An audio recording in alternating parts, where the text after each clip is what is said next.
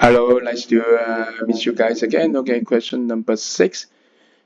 Look at the question. Okay, stationary mass, so initially is 0, and then it is 1 kilogram, pulled along a frictionless 3-meter inclined plane by a constant force 6 Newton. So work done. So work done by the forces is 6 times 3, 18 joules.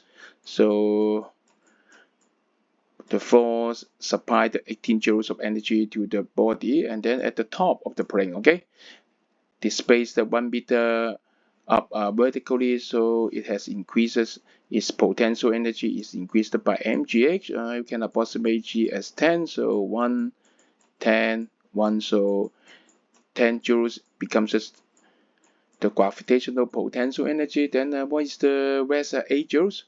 Yes, of course, it goes to the kinetic energy of the body. So the final kinetic energy at the top is a half m v square. So it is 8 joules. So move to the right. 8 times 2 is 16.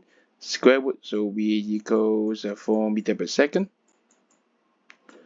So what is the answer? Yes, you got it.